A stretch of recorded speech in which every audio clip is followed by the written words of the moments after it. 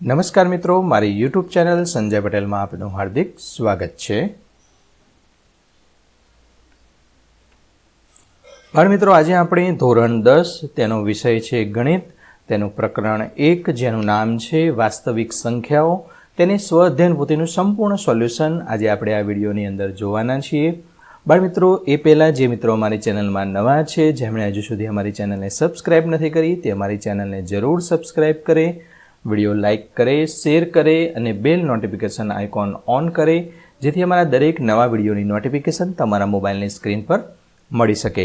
મિત્રો, આ દરેક વિડીયોનું PDF સ્વરૂપે સોલ્યુશન મેળવવા માટે તમારા મોબાઈલના પ્લે સ્ટોરમાં વિશ્વગુરુ ધોરણ 1થી 12 ગુજરાતી સર્ચ કરી એપ્લિકેશન ઇન્સ્ટોલ કરી શકશો। તદ્દન ફ્રી એપ્લિકેશન છે, કોઈપણ પ્રકારનો ચાર્જ આપની પાસેથી લેવામાં આવતો નથી। શરૂઆતની સ્ક્રીન આવી જોવા મળશે, તેમાં સ્વઅધ્યયન પોથી પર ક્લિક કરી ધોરણ 10 પસંદ કરી વિષય ગણિત પર ક્લિક કરતા વિડીયોના ઓપ્શન પરથી તમે વિડીયો જોઈ શકશો અને પીડીએફના ઓપ્શન પરથી તમે PDF સ્વરૂપે સોલ્યુશન મેળવી શકશો। ખૂબ જ સારી એપ છે, એકવાર જરૂર ડાઉનલોડ કરીને જોજો। તો ચાલો શરૂ કરીએ પાઠ 1 વાસ્તવિક સંખ્યાઓ। તેમાં થોડુંક આ અધ્યયન મુદ્દા જે સંખ્યાઓ છે તેના વિશે શીખવાનું છે। તેમાં જોઈએ તો પ્રાકૃતિક સંખ્યાઓ, જેને n સંજ્ઞા વડે ઓળખવામાં આવે છે। પ્રાકૃતિક સંખ્યામાં શૂન્ય સિવાય આગળના એટલે કે અનંત સુધી, શૂન્યથી ઉપરના એટલે કે શૂન્ય લેવાનું નહીં અને તેનાથી વધારે જે અંક હોય, મોટા અંક હોય, તે અનંત સુધી તેને પ્રાકૃતિક સંખ્યા કહેવાય છે। પૂર્ણ સંખ્યાઓ એટલે કે W, તેમાં આ જે સંખ્યા છે એમાં ફક્ત શૂન્ય ઉમેરવાનું છે, શૂન્ય અને તેનાથી મોટી દરેક સંખ્યાઓ। પૂર્ણાંક સંખ્યાઓ, જેને Z સંજ્ઞા વડે ઓળખાય છે, તેની અંદર આ વસ્તુ આવશે, તેની સાથે સાથે શૂન્યથી નાની એટલે કે પોઈન્ટમાં જે જવાબ આપતો હોય તે સિવાયની દરેક સંખ્યાઓ અહીંયા આવશે। એટલે કે માઇનસની અંદર શૂન્યથી નાના -1, -2, -2થી નાના -3, આ દરેક સંખ્યાઓ આવશે। હવે તફાવત છે અવયવ અને અવયવી। તો અવયવ એટલે આપેલ સંખ્યાને જે સંખ્યા વડે નિશેષ ભાગી શકાય તે સંખ્યાઓને આપેલ સંખ્યાના અવયવ કહે છે। ઉદાહરણ તરીકે જોઈએ તો 6 છે, તો 6 એકા 6, તો આ 1 અને 6 આ બંને અવયવ કહેવાય। 12ની અંદર જોઈએ તો 1, 2 અને 6, તો આ દરેક છે તે તેના અવયવ કહેવાય। અવયવી વિશે જોઈએ તો જે સંખ્યાઓને આપેલ સંખ્યા વડે નિશેષ ભાગી શકાય તે સંખ્યાઓને આપેલ સંખ્યાના અવયવી કહે છે। આ બીજું ઉદાહરણ જોઈએ તો આપેલ સંખ્યાને 1, 2, 3 વડે ગુણતા જે સંખ્યાના અવયવી મળે છે। હવે અહીંયા અવયવ એટલે શું? તો આ 12 છે, તો 12ના અવયવ થશે 1, 4, 3, આ બધા થઈ શકે। હવે 6ના અવયવી લેવા હોય તો સીધી વસ્તુ છે, 6નો ઘડિયો બોલવાનો, તો 6 એકા 6, 6 દુ 12, 6 તરી 18, ઘડિયો બોલતા જે આપણને મળે છે તે તેના અવયવી કહેવાય। વિભાજ્ય અને અવિભાજ્ય સંખ્યાઓ, તો વિભાજ્ય સંખ્યાઓ 2 કરતાં વધુ અવયવ હોય, અવિભાજ્ય સંખ્યાઓ ફક્ત એક જ અવયવ હોય। ઉદાહરણ તરીકે 4ના અવયવ છે 1, 2 અને 4, જેથી તે વિભાજ્ય સંખ્યા છે। 5ના અવયવ છે 1 અને 5। સૌથી નાની વિભાજ્ય સંખ્યા 4 છે અને સૌથી નાની અવિભાજ્ય સંખ્યા 2 છે।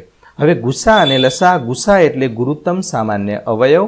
તો આપેલ સંખ્યાઓમાં રહેલા સામાન્ય અવિભાજ્ય અવયવના નાનામાં નાના ઘાતાંકવાળા પદોનો ગુણાકાર, જેમ કે ગુસા 6 અને 20, તો 2ની 1 ઘાત। લસા તો લઘુત્તમ સામાન્ય અવયવી। તો આપેલ સંખ્યામાં રહેલા તમામ અવિભાજ્ય અવયવના મહત્તમ ઘાતાંકવાળા પદોનો ગુણાકાર, 6 અને 20નો, તો તેમાં 2નો સ્ક્વેર, 3ની 1 ઘાત અને 5ની 1 ઘાત, આ ત્રણેયને ગુણાકારમાં લેવાનું છે।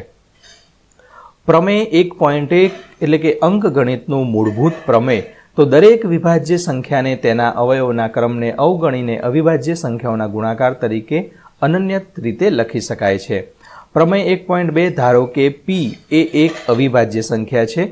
ધન પૂર્ણાંક a માટે a² અને a p વડે વિભાજ્ય હોય તો a પણ p વડે વિભાજ્ય હોય। પ્રમેય 1.2 છે, વર્ગમૂળમાં 2 એ અસમય સંખ્યા છે। સમય અને અસમય સંખ્યાઓના સરવાળા કે તફાવત અસમય હોય છે। સમય સંખ્યા હોય કે અસમય સંખ્યા હોય, આનો સરવાળો કરો કે બે સંખ્યા વચ્ચેની બાદબાકી એટલે કે તફાવત કાઢો, તેનો જવાબ છે હંમેશા અસમય મળે છે। શૂન્યેતર સમય સંખ્યા અને અસમય સંખ્યાઓના ગુણાકાર અને ભાગાકાર અસમય હોય છે। હવે આપણે વિભાગ એની અંદર સ્વઅધ્યયન પોથીની અંદર જે આપણે સોલ્યુશન મેળવવાનું છે તેની શરૂઆત કરીએ છીએ। ઓપ્શનવાળા પ્રશ્નો છે। પહેલું છે 15 અને 35નો ગુસા, ઓપ્શન એ 5 આવશે। લસા 180 અને 40નો ઓપ્શન સી 360 આવશે। ત્રીજાની અંદર બે સંખ્યાઓનો ગુસા 7 છે, તેમનો ગુણાકાર 168 થાય છે, તો તેમનો લસા કયો થશે? Option A 24। ચોથું છે પ્રત્યેક 4 ક્રમિક ધન પૂર્ણાંકોનો ગુણાકાર ખાલી જગ્યા વડે વિભાજ્ય છે, ઓપ્શન સી 24। બે સંખ્યાઓનો લસા તેમના ગુણાકાર જેટલો છે, તો તેમનો લસા ખાલી જગ્યા છે, ઓપ્શન એ 1। છઠ્ઠું, જો પી ક્યુ આર ભિન્ન અવિભાજ્ય પૂર્ણાંક હોય તો તેમનો લસા ખાલી જગ્યા છે, option A P Q R, ત્રણેયનો ગુણાકાર કરી દેવાનો છે। જો બે ધન પૂર્ણાંકો પી અને ક્યુ ને પી બરાબર AB સ્ક્વેર અને ક્યુ બરાબર એનો ઘન બી સ્વરૂપમાં દર્શાવીએ, જ્યાં એ અને બી અવિભાજ્ય પૂર્ણાંકો છે, તો લસા પી અને ક્યુનો કેટલો થશે? ઓપ્શન સી એનો ઘન ગુણ્યા બી સ્ક્વેર।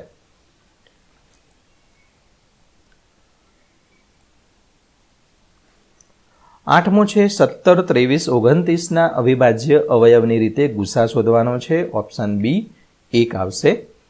નવમું છે 60 ને તેના અવિભાજ્ય અવયવના ગુણાકાર સ્વરૂપે ખાલી જગ્યા દર્શાવાય છે, ઓપ્શન બી 2નો સ્ક્વેર ગુણ્યા 3 ગુણ્યા 5। અવયવ વૃક્ષ માટે એ x પ્લસ વાય બરાબર, તો અહીંયા x આપેલું છે, xના અવયવ 2 પડે છે, 25ની અંદરના પાછા અવયવ એક y છે અને એક 5 છે, તો x પ્લસ વાય એનો સરવાળો કેટલો થશે? ઓપ્શન સી 55 થશે।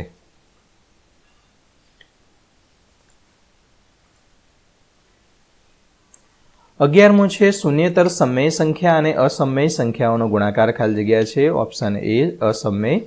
12મું, આપેલ સંખ્યાઓમાંથી કઈ અસમય સંખ્યા છે? ઓપ્શન સી વર્ગમૂળમાં 7। 13મું છે 2 ગુણ્યા વર્ગમૂળમાં 3 વત્તા વર્ગમૂળમાં 3 બરાબર ખાલી જગ્યા થશે, ઓપ્શન સી 3 ગુણ્યા વર્ગમૂળમાં 3। 14મું છે ખાલી જગ્યા એ અસમય સંખ્યા નથી, ઓપ્શન સી। 15મું છે તેમાં ઓપ્શન એ પૂર્ણાંક આવશે। હવે સાચા બને તે રીતે ખાલી જગ્યા પૂરવાની છે। પ્રશ્ન 2 છે, તેમાંનો પ્રશ્ન 16, લસા 15 અને 35નો 105 થશે, ગુસા 15, 24 અને 40નો 1 થશે, લસા 35 અને 42નો 210 થશે।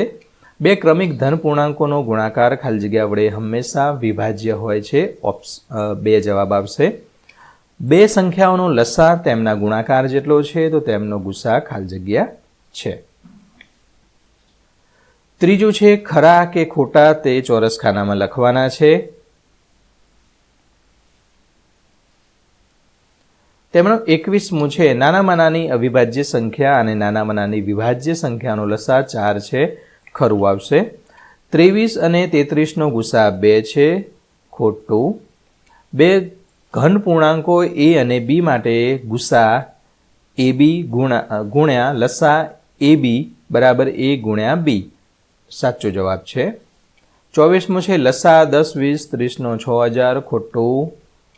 ગુસા 5 અને 15નો 10 થાય, ખોટું। 17 અને 23નો ગુસા 1 છે, સાચું છે। પાઈ એ સમય સંખ્યા છે, ખોટું। વર્ગમૂળમાં 2 એ અસમય સંખ્યા છે, ખરું। વર્ગમૂળમાં 81 ને અસમય છે, ખોટું। વર્ગમૂળમાં 9 વત્તા 1 અસમય સંખ્યા છે, તો તે પણ 30મું ખોટું છે। 31મું ખરું છે અને 32મું ખોટું છે। ચોથું છે નીચેના પ્રશ્નોના 1-2 વાક્યમાં અથવા શબ્દમાં અથવા અંકમાં જવાબ આપો। 33મું, બે અવિભાજ્ય સંખ્યાઓનો ગુસા હંમેશા કેટલો થાય? 1 આવશે જવાબ।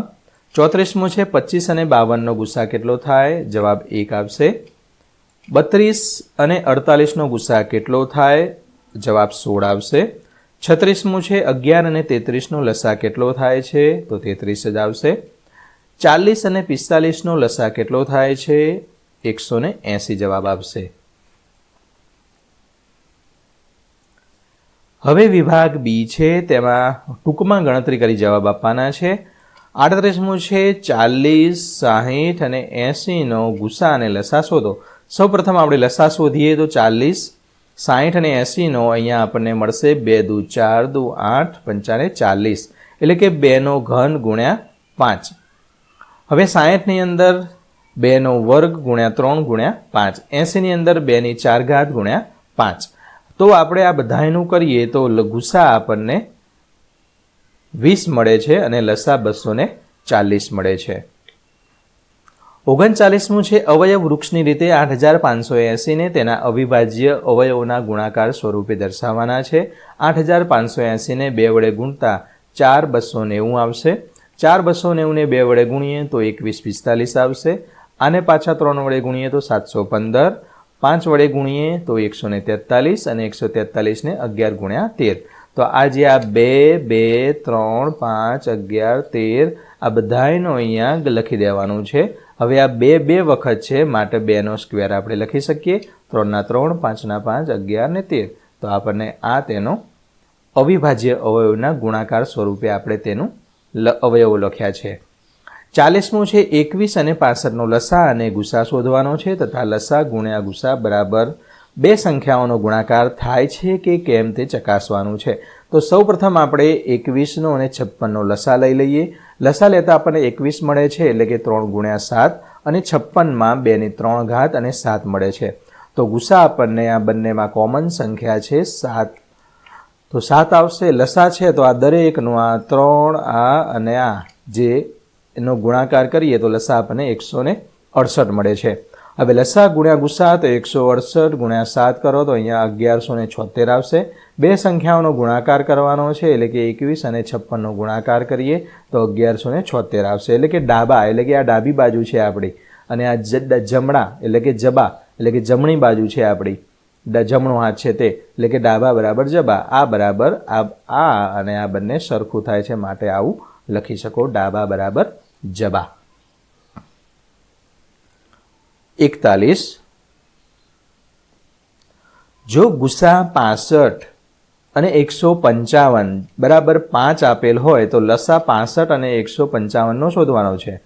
તો અહીંયા 65 તો 5 ગુણ્યા લસા કૌંસમાં 65 155 અને આ બાજુ છે 65 ગુણ્યા 155. તો આ રીતે આપણે જવાબ મેળવતા 1495 આપણને જવાબ લસા મળશે. 42મું છે અવિભાજ્ય અવયવની રીતે 34, 36 અને 60નો ગુસા શોધવાનો છે.